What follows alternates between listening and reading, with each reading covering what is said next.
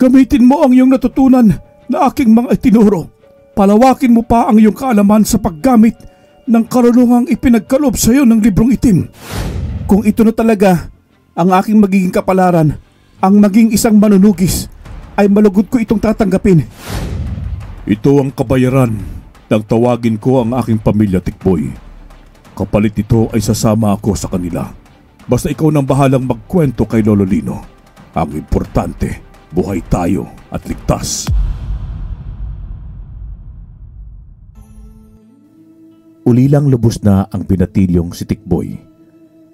Ang tanging ikinabubuhay niya ay ang pamumulot ng mga kalakal sa mga basurahan at tambakan gaya ng mga lata, plastik, mga lumang yero, bakal at iba pang mga pwedeng pagkakitaan para lamang mabuhay. Subalit dahil sa naging isang malaking trahedya ay mas lalong naghirap ang binatilyo nang magsara ang junk shop na pinagbebentahan niya ng mga nakakalakal niya sa pang-araw-araw dahil ang may-ari nun ay natagpuan na lamang na patay sa sarili nitong tahanan na wakwak ang tiyan at nawawala ang mga lamang loob. Hinihinala ng mga residente na aswang ang may kagagawan ng insidenteng yun, kaya hapon pa lamang ay nakasarado na ang lahat ng tindahan, pati na ang mga kabahayan dahil sa takot na sila ang sumunod na mabiktima. Pero hindi pinansin ni Tikboy ang masamang balitang yon. Kaya patuloy pa rin siyang nagpapalaboy-laboy sa kalsada para maghanap ng pwedeng makain. Mas takot pa siyang magutom kaysa sa mga aswang na napapabalita. Aswang-aswang ka dyan. Kalokohan lang ang mga yun. Wala namang aswang eh. Hindi sila totoo. At kung sakali mang meron, baka sinapadlapain ko dahil sa labis na gutom. Reklamo ng binatilyo habang naglalakad. Pagliko niya sa eskinita ay may nakita siyang mga kalalakihan na nagiinuman. Sa obserbasyon niya ay languna ang mga ito sa alak. Pasuray-suray na rin ang isa sa mga yon na nagpunta sa isang poste ng kuryente para umihi. Ang iba naman ay nakasubsob na ang mukha sa lamesa habang natutulog. Nakita ni Tikboy ang mga chichiryang pulutan ng mga lasenggong kalalakihan na nakapatong sa lamesa. Pasimple siyang gumilid ng daan. Dahan-dahan siyang lumapit doon at nang makalapit, mabilis niyang hinablot ang mga pagkain saka siya kumaripas ng takbo. Isa sa mga lalaking lasing ang nakakita sa kanya. Maski pasuray-suray sa paglalakad, ay sinundan pa rin nito si Tikboy na dumiretso sa kagubatan. Pinigilan naman ng mga kasamahan ang lalaki pero hindi ito nagpapigil. Trip kasi nitong bugbugin ang binatilyo kapag naabutan niya ito. Pagdating naman ni Tikboy sa likod ng isang malaking bato, ay kaagad niyang nilantakan ang tinangay na pagkain. Dahil sa labis na gutom, mabilis niya yung naubos. Pero nang tatayo na siya, ay bigla na lamang may sumabunot sa kanyang buhok. Nanlaki ang kanyang mga mata nang mapagsino niya kung sino yon. Mama, bitiwan niyo po ako. Parang awa niyo na. Gutom lang talaga ako kaya ako nagawa yun. Pero hindi siya pinakinggan ng lasing na lalaki. Bagkus minura pa siya nito saka pinatikim ng isang malakas na sampal. Putok kaagad ang labi ni Tikboy dahil sa lakas ng pagkakasampal sa kanya. Nangilid ang luha sa mga mata ng binatilyo habang patuloy siyang nakakatanggap ng masasakit na salita mula sa lalaking lango sa alak nang bigla na lamang silang makarinig ng isang mabangis na huni ng isang nilalang. Para yung asong galit kung pakikinggan hanggang sa lumabas mula sa kadiliman ng gabi ang mabalahibong tao na pagapang kung maglakad. Nanlilisik ang mga mata nitong papalapit sa kanila. Dahil sa takot, lumuwag ang pagkakahawak ng lalaki kay Tikboy. Kinuha naman ng binatilyo ang pagkakataong yon para tumakbo at tumakas. Medyo nakakalayo na siya nang marinig niya ang sigaw na sigurado siyang nagmumula sa lasing na lalaki. Napadasal pa siya ng taimtim habang ipinagpapatuloy ang pagkaripas ng takbo.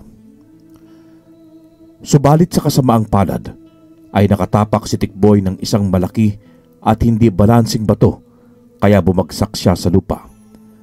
Mas lalong nalagay sa alanganin ang kanyang buhay nang maramdaman niyang napilayan ang natapilok niyang paa. Kung minamalas ka nga naman wala na bang katapos sa kamalasang ito? Para chichirya lang malalagay pa sa bingit na kamatayan ng buhay ko.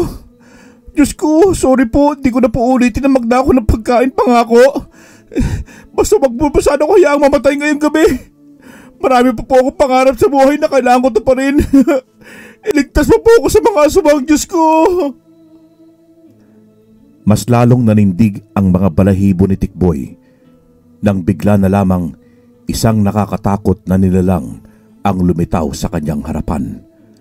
Mahaba ang mga kuko nito, mabalasik ang muka at matatalas ang mga ngipin. Huwag kang lalapit! Hindi pa ako naliligo kaya babaho ako! Kung kakainin mo ako, baka malason ka, kaya ikaw rin! Pero patuloy pa rin ang paglapit sa kanya ng nilalang na yon, hanggang sa isa pang mabangis na boses ang narinig ng binatilyo. Paglingon niya sa bandang likuran ay nakita niya ang mabalahibong nilalang na sa pagkakaalam niya ay ang lumapa sa lalaking lasenggo na humabol sa kanya. Dahil sa labis na kaguluhan ng isipan, dagdagan pa ng sobrang takot at nerbiyos, ay hindi na nakayanan pa ni Tikboy ang lahat, kaya ito nawalan ng malay. Paggising ng binatilyo ay maliwanag na ang paligid. Nagulat na lamang siya nang may mahaplos siyang mabalahibo sa gitna ng kanyang mga hita. Pagkakita ay ganoon na lamang ang kanyang pagtataka nang makita niya ang isang itim na pusa na mahimbing na natutulog. Grabe naman, pusa lang pala. Akala ko ganap na akong binata at ang nakapako ay bulbul. Pero teka, ano nga pala nangyari kagabi? Hala, buhay pa ba ako? Tinapik-tapik, sinampal-sampal at nilapirot ni Tikboy ang sarili nang maalala ang mga nakakakilabot na pangyayari kagabi, hanggang sa bago siya mawala ng ulirat, pero nasaktan lamang siya sa pinagkagagawa. Aray ko, teka, kung nasaktan ako, ibig sabihin, totoong buhay pa ako. Pero paano? Tsaka saan galing ang itim na pusang ito? Ay, sumakit tuloy yung ulo ko. Teka nga. Dahan-dahang tumayo si Tikboy para takasan sana ang itim na pusa. Subalit, aksidente niyang natapakan ang isang tuyong kahoy, dahilan para magising yun. Malambing itong nagmiyaw sa kanya saka ito tumayo. Nang makalapit sa binatilyo ang munting pusa, hinagod-hagod nito ang balahibo sa paa ni Tikboy na parabang sinasabi nitong kargahin siya. O siya, sige na nga. Halika na nga. Nakakaawa ka naman Kung gusto mo talaga sumama sa akin, pues, bibigyan kita ng pangalan. Dahil sa purong itim ka, pwede ba kitang tawaging Piti?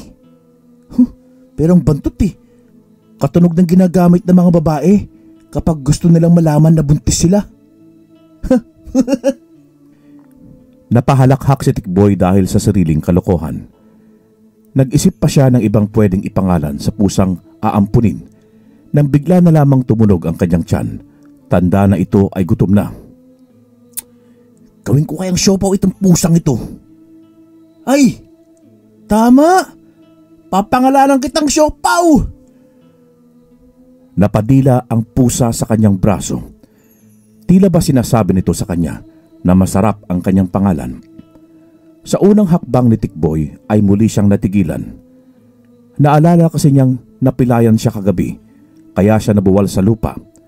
Pero sa mga sandaling yon ay wala man lang siyang maramdaman, maski kaunting kirot man lang.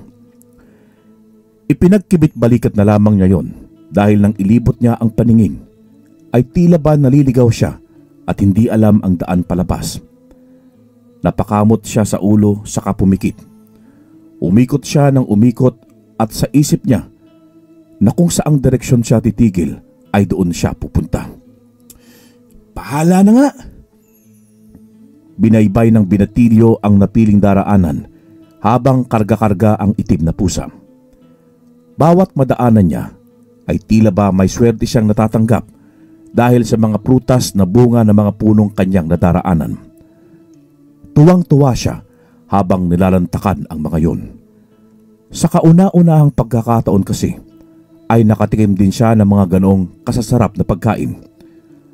Halos lumobo ang mukha ng binatilyo dahil sunod-sunod niyang pagsubo sa mga prutas na nakukuha. Nandyan yung bayabas, buko, santol, chiko at iba pa. Nang mabusog ay malakas pa siyang dumighay. Saka pa lamang niya napansin na wala na si Siopaw sa kanyang tabi. Siopaw! Siopaw, nasan ka na? Ming-ming! Shhh! Ming-ming! Siopaw! Yuhu! Aalis na ako, iiwan na kita dyan, bahala ka. Kakainin ka ng ahas dyan. Pero kahit anong pananakot ay walang lumabas na pusa. Dahil sa kawalan ng pag-asang magpapakita pang muli sa kanya si Siopaw, ay tumayo na ito saka ipinagpatuloy ang paglalakad. Sa may hindi kalayuan ay may natanaw siyang munting kubo. Sumilay ang mga ngiti ng binatilyo sa kanya binilisan ang paglalakad. Paglapit niya roon ay kaagad siyang sinalubong ng isang matanda na may bendang itim sa ulo. Nakangiti pa ito sa kanya na tila ba inaasahan na ang kanyang pagdating. Ay, magandang umaga po, Lolo. Ako nga po pala si Tikboy.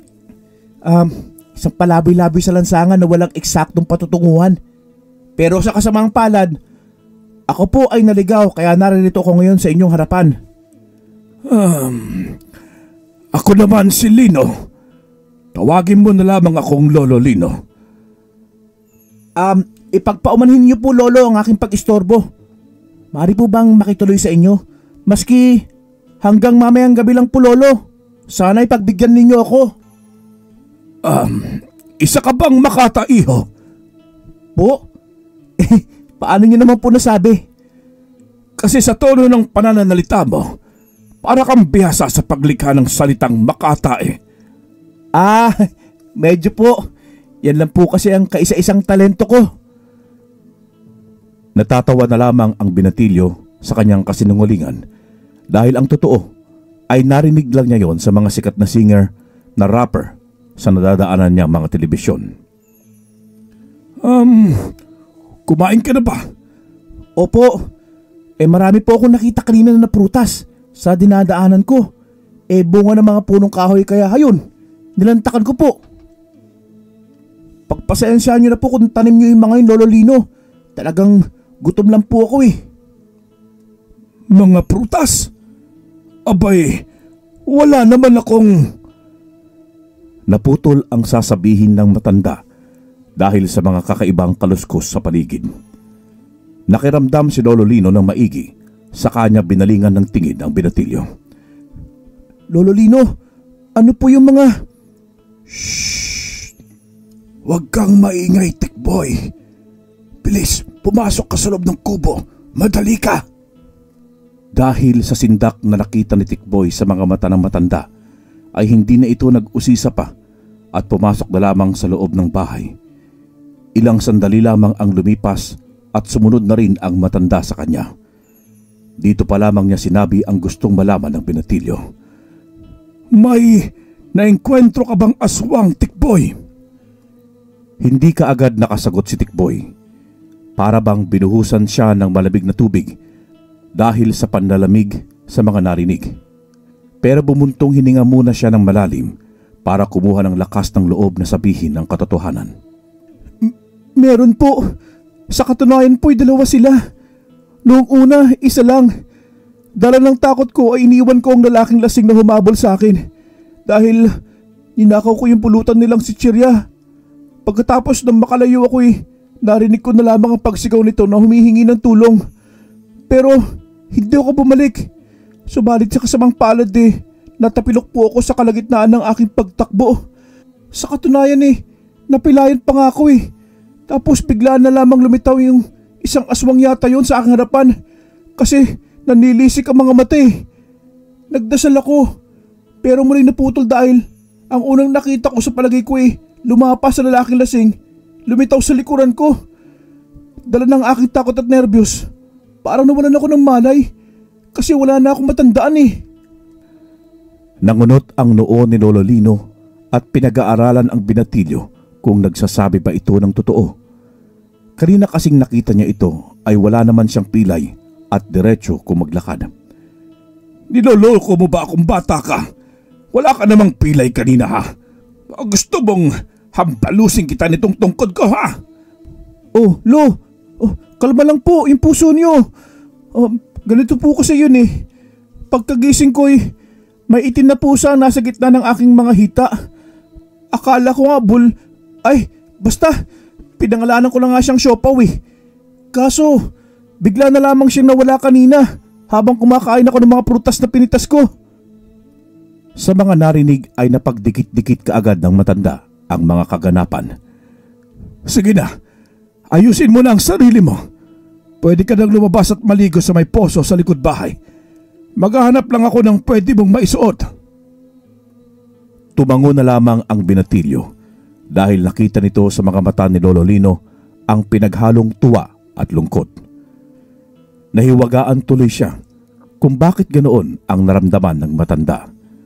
Pagkaligo ay inabot kaagad ni Lolo Lino sa kanya ang hindi pa kalumaang mga damit at halatang naayos ng mabuti. Pero ang ipinagtaka niya, bakit may mga ganong kasuotang na itatago ang matanda wala naman siyang nakitang apo nito. Pagkasuot ng mga damit ay hindi na talaga naiwasan ni Tikboy ang purihin ang kasuotan at mag-usisa sa matanda. Wow! Ang ganda naman ito, Lolo Lino. Pero Lo, saan niyo po nakuha mga damit na ito? Halatang inaalagaan niyo ng mabuti talagang bagong-bago pa talaga ang mga ito na binili niyo. Naglakad papunta sa upuang kahoy ang matanda saka huminga ng malalim. Nakatanaw ito sa labas ng bintana na tila ba may ginugunitang alaala sa kanyang isipan. Masyadong mabilis ang mga pangyayari para malaban mo ang buong katotohanan, Tikboy. Pero parang tadhana na ang nagsasabing kailangan mo lang malaman ng lahat. Tumayo mula sa pagkakaupo ang matanda, saka naglakad palapit sa binatilyo. Hinawakan niya ito sa buhok, saka niya ito ginulo habang nakangiti. Tikboy, ang itim na pusang nakita mo ay walang iba kung hindi ang nagligtas sa iyo sa tiyak na kapahamakan sa kamay ng mga aswang. Nagimbal si Tikboy sa narinig. Hindi ito makapaniwala na ang isang maliit na itim na pusa ay kaya siyang iligtas lalo't sa isang aswang pa. Kaya hindi ito naniniwala at sa palagay niya ay binibiro lamang siya ni Lolo Lino. Grabe naman. Wag naman po kayong magbiro ng ganyan, Lolo Lino. Isang kuting, iniligtas ako. Napaka-imposible naman yata yan, Lo. Sa maniwala ka at sa hindi, totoo ang sinasabi ko, iho. Ang itim na pusang gumabay sa iyo ay isang engkantong itim. Siya si Elong, ang aking apo. Mas lalong nanlaki ang mga mata ng binatilyo sa muling narinig. Tinitigan niya ng mabuti ang mga mata ng matanda at talagang tila nagsasabi ito ng totoo. Hindi kasi niya mabanaag dito na nagbibiro lamang ang matanda. Seryoso ba talaga kay Lo? Pero paano? Makinig kang mabuti, Tikboy, at ipapaliwanag ko sa iyo. Si Maria na anak ko ay kagaya kong isang normal na tao lamang. Nagkaroon siya ng lihim na karelasyon at yun ay si Banak, isang engkantong itim. Nalaman ko na lamang ang lahat ng yun nang magdalang tao ang anak ko. Saka pa lamang siya nagtapat sa akin ng kanyang lihim, lalo nang nang mamiligro ang kanilang buhay ni Banak. Inutusan ako ni Banak na itago at ilayo si Maria at ang kanilang magiging anak. Kaya kami naririto sa gitna ng kapatagan. Ang buong kapaligiran dito ay nilagyan ko ng orasyong harang para walang makaalam na nandito kami nagtatago. Sa kasamaang palad, namatay si Maria sa pagsilang sa aking apo na pinangalanan kong Elong. Kung nakita mo ang nag-iisang puntod sa likod bahay, ayun ang labi ng anak ko. Oo, isang itim na engkanto ang aking apo. Pero dahil sa pinalaki ko siya ng maayos, ay natuto siyang gumawa ng mabuti. Ang problema lang, habang lumalaki siya, ay hindi niya hiyang ang mga tinitimpla kong mga dahon ng halaman na ginagawa kong pangharang sa buong paligid ng bahay. Dahil maski nagpapakabuti siya, ay hindi may aalis na may halo pa rin ang kanyang dugo ng kasamaan. Kaya kahit na masakit, pinayagan ko siyang magpalaboy-laboy sa labas ng harang. At doon ka siguro niya tinulungan dahil naramdaman niyang halos pareho na lamang kayong palaboy at nag-iisang nabubuhay. Nangingilid ang mga luha ni Tikboy sa mga mata nito. Napakadrama pala ng naging buhay ng matanda at ng apo nitong si Elong. Hindi niya naiwasang mapayakap kay Lolo Lino, saka doon pa lamang niya ibinuhos ang paghagulgol. Ramdam ko po kayo, Lolo Lino. Mabuti nga po si Elong eh. May nakagistang magulang na katulad yung mabait. Ako, nagkaisip ako na mag-isa at nasa lansangan na bubuhay. Kung kani-kanino ako humihingi ng makakain para lamang may raos ang gutom ko sa pang-araw-araw. Tahan na, iho. Tahan na. Shh. Pinahid-pahid ng matanda ang likod ni Tikboy para pakalmahin.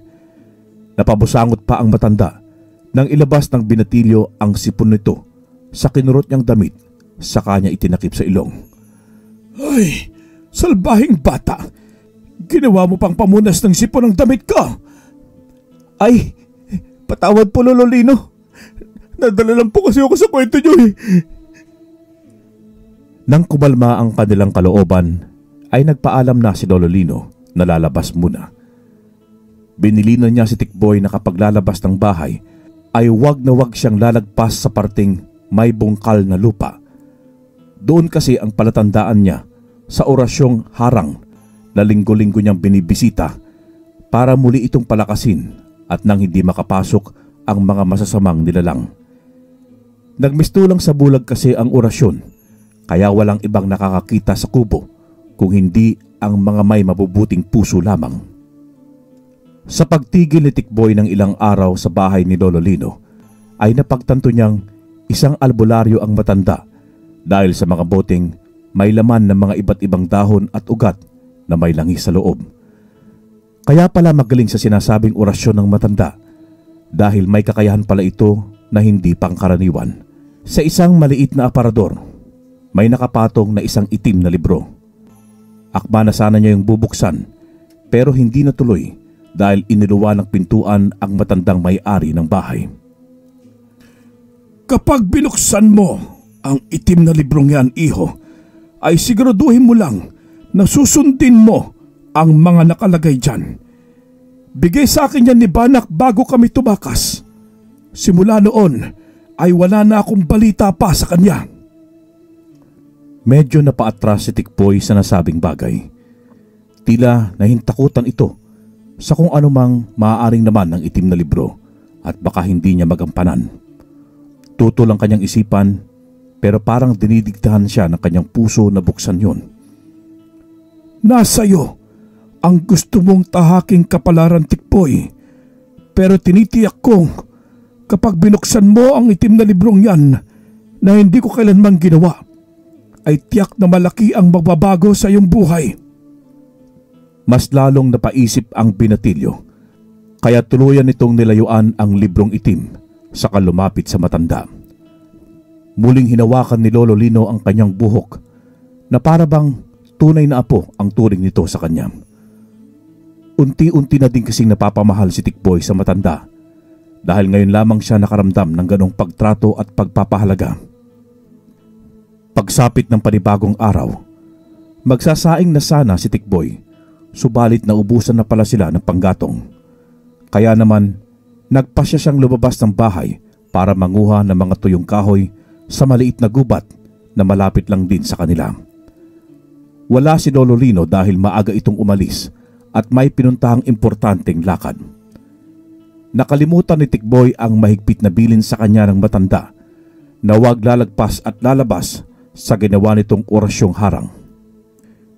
Napasarap sa pag-iipon ng mga panggatong ang binatilyo, kaya hindi nito namalayan ang mapalayo. Habang namumulot siya, ay bigla na lamang siyang nakarinig ng nakakatakot na boses mula sa paligid. Ang boses na yon ay sobrang pamilyar sa kanya dahil minsan na niyang naengkwentro ang nilalang na may-ari nito. Isang aswang. Kakaripas na sana siya ng takbo nang makita niya mula sa may hindi kalayuan ang itim na pusa na nakatingin sa kanya ng may bahid ng pag-aalala. Mula sa kung saan ay lumabas naman ang isang lalaking may nakakatakot na muka at padamba nitong sinugod ang binatilyo. Isinangga ni Tikboy ang dalawa niyang braso, subalit ilang segundo na ang nakalipas ay wala pa siyang natatanggap na pag-atake mula sa lalaking aswang. Pagmulat ng mga mata at pagtingin niya sa bandang harapan ay doon niya nakita na nakikipagbuno ang isang itim na nilalang sa aswang na umatake sa kanya. Sa pagkakalarawan ni Lolo Lino, nang magkwento ito tungkol sa kanyang apong itim na engkanto, ay sinisiguro ng binatilyo na si Elong ang nilalang na nagliligtas sa kanya sa mga sandaling yun. Elong! Kaya mo yan! Paslangin mo ang aswang na yan! Bahagyang napalingon ang itim na nilalang sa binata, pero kaagad ding bumalik sa pakikipagdagisan ng lakas.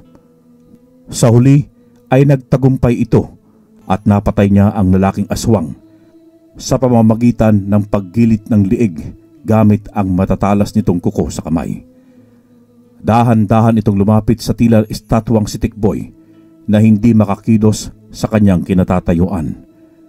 Nang mahimasmasan, ay saka pa lamang ito humingi ng pasasalamat sa itim na nilalang. Alam ko na ikaw si Siopaw, o mas kilala sa pangalang Elong. Salamat Elong ha, dahil sa pagtatanggol mo. 2 beses mo nang iniligtas ang buhay ko. Pero hindi sumasagot si Elong. Nakatitig lamang ito kay Tikboy na dilat ang mga mata pero makahulugan. Hayaan mo Elong, mapapadalas ang paglabas ko rito para may makasama ka. Sasabihin ko rin kay Lolo Lino na nagpakita ka ulit sa akin. Ipapaabot ko sa kanya na kinakamusta mo siya. Halatang natuwa si Elong sa narinig. Yung kasi ang talagang balak niya, ang magkita sina Tikboy at ng kanyang lolo para hindi malungkot ang matanda. Sa pamamagitan ng pagpapabunga niya sa mga punong kahoy, napadpad si Tikboy sa bahay ng matanda at nang makasigurong ligtas na ang binatilyo ay saka pa lamang niya ito iniwan. Walang ano-ano'y niyakap ni Elong si Tikboy. Pinaramdam nito ang pasasalamat niya dahil alam niyang kahit papaano ay may ituturing na ulit na bagong apo ang Lolo Lino nito at hindi na nag-iisa. Ganon kabait na nilalang ang napalaki ng matandang albularyo, ang binatang engkanto. Maski nananalaytay sa katawan nito ang dugong itim, ay mas nananaig ang pangaral sa kanya ng matanda na gumawa ng mabuti sa kapwa, imbis na masama. Nang kumala sa pagkakayakap, ay muling nagbalik sa anyong itim na pusa si Elong. Napatingin pa ulit kay Tikboy sa katuluyang umalis. Hindi alam ni Tikboy kung bakit bigla na lamang sumagi sa kanyang isipan ang librong itim na nakita niya sa ibabaw ng aparador. Tila ba nagkainteresado siyang buklatin yon para malaman ang nilalaman. Marami na rin ang nakuha niyang tuyong kahoy at nang matalian niya ang mga yon ay mabilis niya itong pinasan sa kanyang balikat saka bumalik sa bahay. Naabutan niya si Lolo Lino na nasa tapat ng pintuan. Halatang galit ito dahil sa mga ikinikilos. Pagkababa sa mga tuyong kahoy ni Tikboy, ay saka pa lamang siya nito inumpisahang sermonan. Hindi ba't kabilin-bilinan ko sa yung bata ka na wag kang lalagpas sa may bungkal na lupa? Ha? Ang tigas ng ulo mo. Paano kung may makakita sa yung aswang at sinugod ka? Kaya mo bang ipagtanggol ang sarili mo, ha, Tikboy? Nakayuko lamang ang binatilyo at ayaw mag-angat ng mukha. Gusto muna kasi niyang pahupain ang galit ng kanyang lolo Lino para makausap niya ito ng mabuti. Hinayaan na lang muna siyang sermonan nito dahil alam naman niyang may kasalanan talaga siya at nag-aalala lamang ang matanda sa kanyang kaligtasan. Maghapon silang hindi nagkibuan. Ramdam ng binatilyo ang pagtatampo nito sa kanya. Pero nang makakuha ng magandang tiyempo, ay saka naglakas loob si Tikboy na sabihin ang tungkol kay Elong. Lolo Lino, pwede ko ba kayo makausap? Pero walang natanggap na tugon ang binatilyo sa matanda. Bagkus, mas lalo siya nitong tinalikuran. Lolo Lino, alam ko pong nagtatampo kayo sa aking ginawa. Patawarin po ninyo ako. Gusto ko lang namang mag-ipon ng mga panggatong eh. Pero tama po kayo. Dapat na mag-ingat ako sa paglabas ng orasyong harang dahil kamuntikan na ako mabiktima kanina ng isang lalaking aswang. Mabuti na lamang at Yan na nga bang sinasabi ko sa iyo, Tikboy eh. Naglipa na ang mga aswang sa labas. Paano talaga kung napahamak ka? Hindi ko mapapatawad ang sarili ko kung sakali. Itinuring na kitang totoong apo. Hindi ka na iba sa akin kaya masakit. Kung pati ikaw ay mawawala ka pa, baka hindi ko nakayanin pa. Paano ka nakaligtas? Dahil po kay Elong, Lolo. Dahan-dahang napapihit ang matanda paharap sa kanya. Nanlalaki ang mga mata nito sa gulat. Hindi makaimik dahil sa narinig na sagot ng binatilyo. Gusto niyang magsalita pero walang boses na lumalabas sa kanyang bibig. Hindi po kayo nagkakamali ng narinig, Lo. Totoo pong nasa paligid lang si Elong. Nagbabantay sa labas. Sa katunayan ay masaya po siya ngayon dahil may kasama ka na at hindi ka na nag-iisa. Niyakap pa niya ako ng mahigpit na tila sinasabi niyang salamat at ikumusta ko siya sa inyo. Lo, hindi pa rin kayo nakakalimutan ni Elong. Kahit na nasa labas siya ng orasyong harang, ginagampanan pa rin niya ang pagiging apo niya sa'yo. Ang bantayan ka mula sa malayo. Hindi na rin napigilan ng matanda ang pagbuhos ng kanyang luha. Kusa itong lumapit sa binatilyo, sa kanya ito hinawakan sa magkabila ang balikat. Nagpasalamat muna ang matanda, sa kanya niyakap si Tikboy ng mahigpit. Kinabukasan, maaga ulit na umalis si Lolo Lino. Hindi alam ni Tikboy kung saan lagi ito nagpupunta. Magluluto na sana siya ng kanilang agahan para pagdating ng kanyang lolo ay kakain na lamang sila nang maagaw ang kanyang atensyon ng itim na librong nasa ibabaw ng aparador. Tila ba tinatawag siya ng kakaibang bagay dahil nagkusa na lamang na naglakad ang kanyang mga paa palapit dito. Pagdating doon ay dahan-dahan ulit niyang hinawakan ang itim na libro. Marahan niya itong binuklat at sa pagkakataong yon ay matagumpay na niyang nabasa ang mga nilalaman. Nakasaad dito na kung handa na siyang karguhin ang obligasyon bilang isang mahusay na napiling manunugis ay mangyaring sambitin niya ang dasal na nakapaloob sa unang pahina. Parang may sariling buhay ang bibig ni Tikboy ng mga sandaling yon. Dahil maski hindi siya marunong magbasa ng maayos, ay nabigkas niya yon ng walang pagkakamali. Maya-maya pa'y kusa nang nagbubukas ang ibang pahina ng itim na libro. Gamit ang mga mata ay mabilis na nababasa ni Tikboy ang makasalitang nakasulat doon hanggang sa matapos niya ang lahat ng yon sa napakabilis na oras. Nang magsara ang libro, tila ba may kakaibang init ang naramdaman ng binatilyo sa kanyang buong sistema. Tumagaktak ang kanyang pawis na parabang nasa loob siya ng isang mainit na lutuan. Panay sa pupa niya sa lalamunan dahil sa nahihirapan itong huminga at nang hindi na niya nakayanan pa ay buong lakas siyang napasigaw bago siya bumagsak sa sahig at nawalan ng malay. Eksakto naman ang pagdating ni Lolo Lino na parang galing sa pagkaripas ng takbo dahil nang iluwa ito ng pintuan ay grabing hingal nito at napawi lamang yon nang makita ang binatilyong nasa sahig ng bahay na nakahandusay. Tikboy! Tarantang nilapitan ng matandang albularyo ang binatilyo. Binuhat niya ito at dadalhin sana sa kwarto nang mapansin niya ang itim na libro na tila ba wala nang nakapaloob doon na presensya. Napatingin siya kay Tikboy na halo-halo ang emosyong nararamdaman para sa kanyang itinuring ng tunay na apo. Umaga na nang magkamalay ang binatilyo. Dahan-dahan niyang ibinuklat ang talukap ng kanyang mga mata. Nabungaran niya si Lolo Lino na may hawak na mangkok na may kutsara. Humigop ka muna ng tinolang sabaw ng manok nang nabuyong nahuli ko para manumbalik ang iyong lakas, apo. Humigop naman si Tikboy. Sobrang tuwa ng kanyang kalooban dahil sa wakas ay may taong nagmamalasakit na sa kanya. Walang mapagsidlan ng kanyang kaligayahan habang pinagmamasdan ang matanda. Kaya ipinangako niya sa sarili na hindi niya hahayaang may mangyaring masama sa taong kauna-unahang nagparamdam sa kanya ng pagpapahalaga at pagmamahal maski ibuwis pa niya ang sariling buhay. Hanggang sa isang araw ay aksidenteng nakaligtaan ni Lolo Lino ang paglagay ng panibagong orasyong harang sa paligid. Sa pinagkukublian ay nagulat na lamang ang itim na engkantong si Elong dahil lumantad mula sa kanyang harapan ang bahay ng kanyang Lolo Lino. Paglabas ni Tikboy ng bahay ay ganoon na lang din ang pagtataka niya nang magtama ang kanilang mga mata ni Elong na kapareho niya ng nararamdaman. Nagawa na rin makalapit doon ng binatang engkanto nang hindi nahihirapan o nasasaktan lamang. Anong nangyari?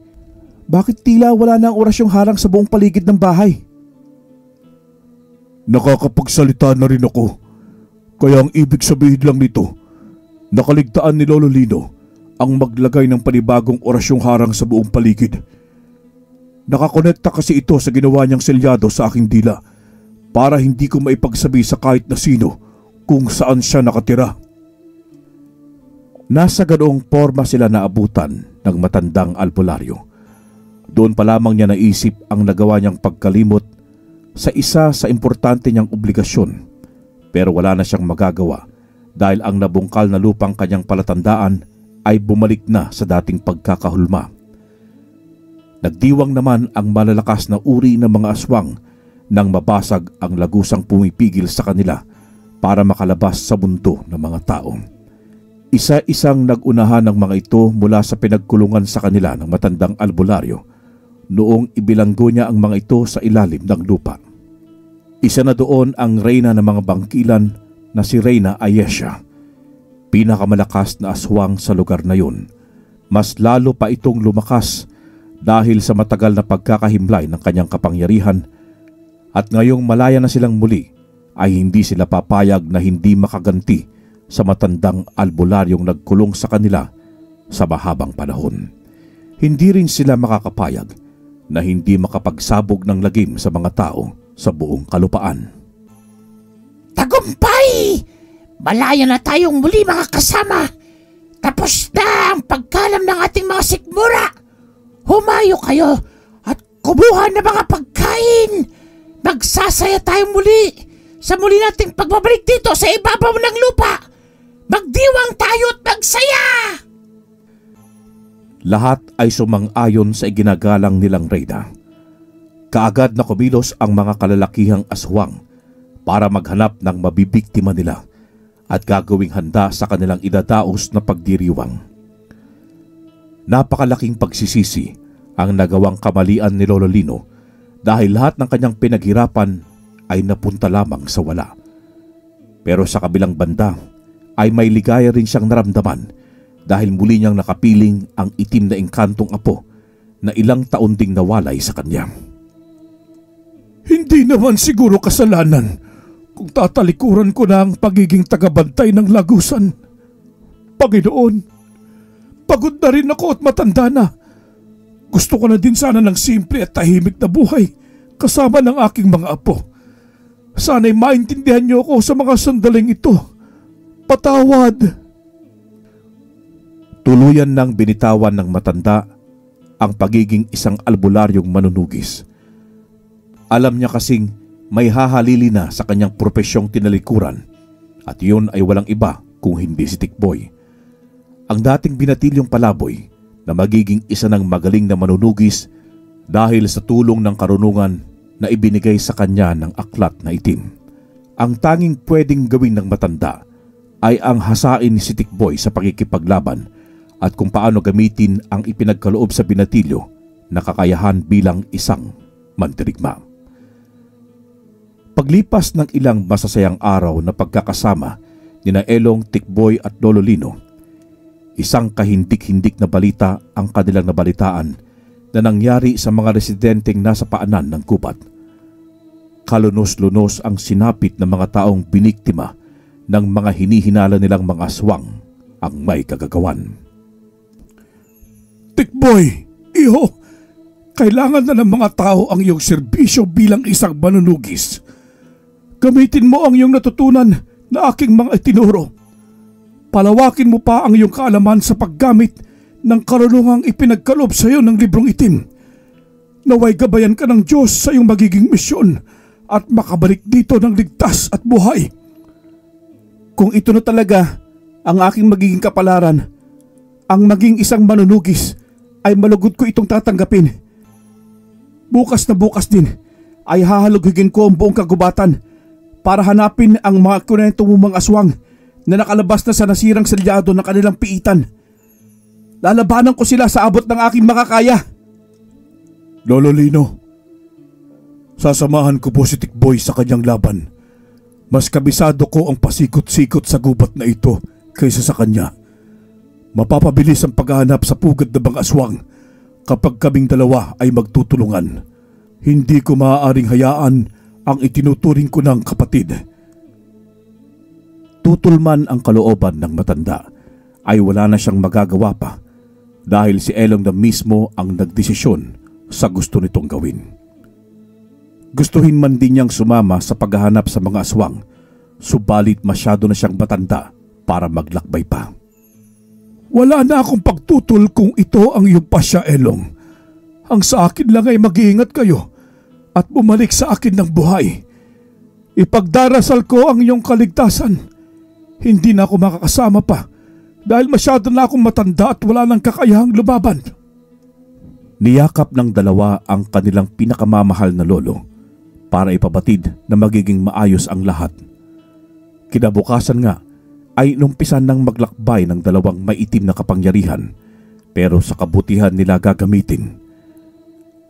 Magtatatlong oras na pero wala pa rin silang nahahanap na pinagpupugaran ng mga aswang. Sa palagay nila ay marahil lumipat ng lugar ang mga ito at doon sila nagtatag ng panibagong teritoryo na gagawin nilang kuta na siyang pagdadalhan ng mga binibiktimang inosenteng tao para gawing handa o pagkain. Pero hindi pa rin nawawalan ng pag-asa sina Tikboy at Elong. Patuloy pa rin nilang sinuyod ang kagubatan hanggang sa hindi inaasahang may mga aswang silang nakita sa kanilang tinatahak na direksyon.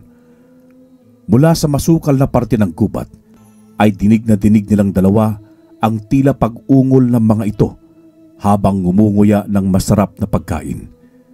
Dahan-dahan silang lumapit at doon tumampad sa kanilang mga mata ang apat na aswang na abalang kumakain ng isang kaawa-awang lalaki na sa kasuotan ay isa yung mga ngaso pero siya ang natugis ng mga aswang. Hayok na hayok ang mga itong nilantaka ng sariwang karne at laman ng kaawa-awang biktima. Ganyan pala kabrutal kung lumapan ng tao ang mga aswang, Elong. Di ko akalain na sobra talaga silang kadelikado para sa mga tao. Sinadyang nilakasan ng binatilyo ang kanyang boses para marinig siya ng mga aswang. Tumigil naman ang mga ito sa ginagawang hapunan saka sabay-sabay na lumingon sa kanilang kinaroroonan. Sigurado ka ba sa mga pinaggagawa mo, Tikboy? Oo, Kuya Elong. Ito na ang oras para masubukan ko ang binigay sa akin ng itim na libro na karunungang panlaban sa mga aswang na yan. Tila mga asong ulol na sumugod ang 4 na aswang sa 2. Kaagad namang pinalabas ni Elong ang kakayahan niya bilang isang itim na engkanto. Inihanda naman ni Tikboy ang kanyang sarili. Nagdasal muna siya sa Diyos, saka siya pumorma. Hindi pa man napapakawalan ng naunang aswang na nakalapit sa kanila, ay isa ng malakas na suntok ang natamo nito sa binatilyong manunugis. Bagsak at nagkakakawag ito sa lupa at tila ba napuruhan kaagad sa kamaong malabakal sa tigas ni Tikboy. Makaraan ng ilang sandali ay hindi na ito kumikilos, tanda na ito ay patay na. Nakaramdam ng pag-aalinlangang sumugod ang natitirang 3. Subalit dahil sa sinapit ng kanilang kasamahan, ay ginawa nila yung dahilan para maging agresibo. Parang napako naman si Elong sa kanyang kinatatayuan dahil sa ipinamalas na lakas ni Tikboy. Ang galing! Elong, wag ka na munang maging lutang. Nandyan na sila oh! Muli silang nagsalpukan. Nakikipagtagisan naman ang itim na engkanto ng talas ng kuko sa nakatapat niyang aswang, pero sa huli ay nagilitan din niya ito sa leeg. Si Tikboy naman ay binabalian niya ng paunti-unti ang mga buto ng 2 aswang na kinakalaban, pero hindi nagtagal ay binasag na rin ito ang kanilang mga bungo. Mababangis nga sila, pero kulang sila sa depensa. Basta makasugod lang ay sapat na. Hindi nila iniisip na depensa ng kanilang sarili, kaya mabilis lamang silang napapatay. Elong, tara na! Sa palagay ko'y malapit na tayo sa kanilang kuta. Sa palagay ko nga rin, Tikboy, dahil may mga aswang na sa paligid. Sa palagay ko'y mga alipin pa lamang ang mga ito at wala pa tayo sa kanilang mga pinuno. Tama ka, maglakbay na tayo habang may araw pa. Sikapin natin huwag silang sapitan ng gabi dahil malayong mas malalakas sa mga aswang, lalo na kapag may buwan. Sa puntong yon ay halos lakad-takbo na ang kanilang ikinilos. Bawat segundo ay importante para sa kanila. Subalit masking anong gawin nila, ay aabutan na sila ng pagsapit ng dilim, sabayan pa ng pagtaas ng buwan at kabilugan pa nito. Bandang 7:00 na ng gabi, nang mahanap nila ang teritoryo ng mga aswang na iba't iba ang uri. Napakabigat ng presensya habang sila ay lumalapit roon. Sa kanilang pagpasok ay para bang hinihintay sila ng isang babaeng aswang at alam ang kanilang pagdating. Maligayang pagdating dito sa aming kaharian, mga mahal naming panauhin. Ano naman ang may paglilingkod namin sa inyo? Ikaw ba ang reyna ng mga aswang na naririto?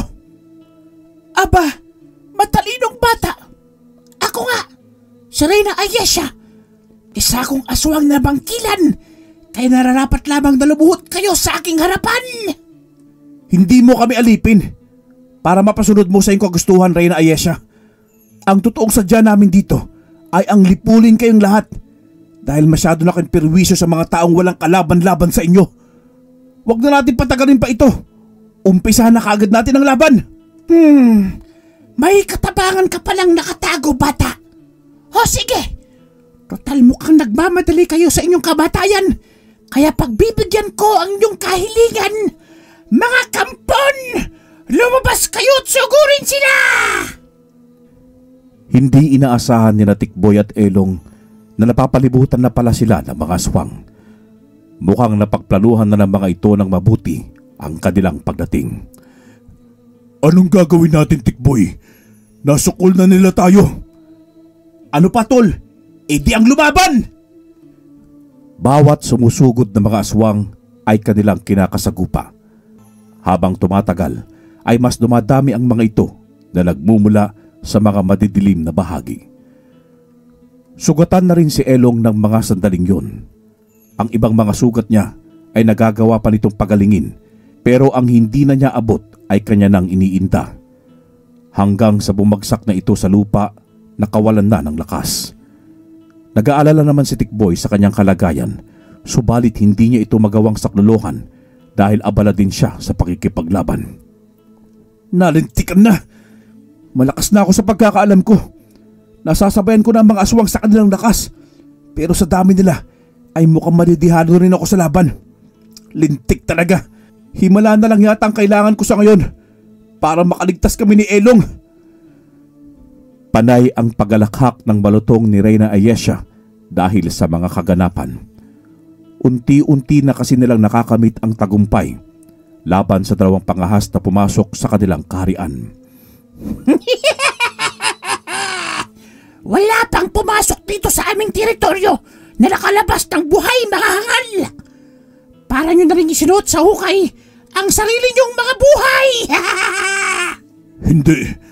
Hindi pwedeng matalo kami sa laban kung ang tanging paraan lamang para makaligtas kami sa tiyak na kapahamakan ay ang naisip mong gawin ay handa akong sumugal. Lola Lino, patawad kung hindi ko na matutupad ang pangako ko sa iyo. Kung hindi man ako makabalik, sisiguraduhin kong mabubuhay at makakauwi ng ligtas si Tikboy sa iyo. Mahal na mahal kita, Lolo. Hinawakan ni Elong ang kwintas niyang hugis pangil. Isinubo niya ang matulis na dulo nito sa kanya hinipan ng malakas.